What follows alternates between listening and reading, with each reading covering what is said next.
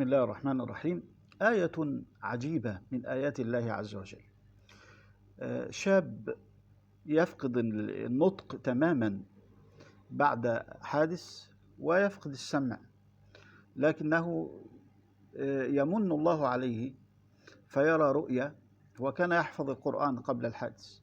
يرى رؤيا يأتيه شخص له لحية كبيرة ويلبس ثوبا أبيض وكذا، ويقول له هات المصحف، ويقول له اقرأ هذه الآية، فيقرأ هذه الآية، ثم بعد ذلك يقوم من نومه يقرأ القرآن، ولا يستطيع أن يتكلم إلا بالقرآن، ولا ينطق إلا القرآن فقط.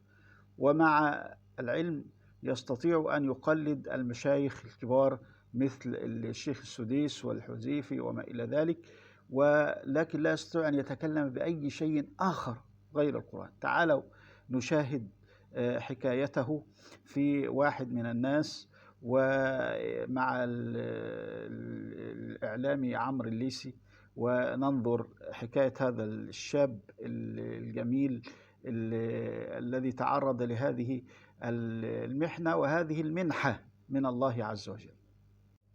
يعني نستفيد من هذا أن صدق ما قال الله عز وجل: ولقد يسرنا القرآن للذكر فهل من مدكر. هو لا يستطيع أن يتكلم بشيء أبدا، لكن يستطيع أن يتكلم بالقرآن، ويستطيع أن يقرأ القرآن، ويقرأ القرآن بحلاوة وجمال كما رأينا وكما سمعنا. فهذه آية عظيمة من الله عز وجل لعباده. نسأل الله عز وجل أن يجعل القرآن العظيم ربيع قلوبنا ونور صدورنا وجلاء أحزاننا وذهاب همنا وغمنا.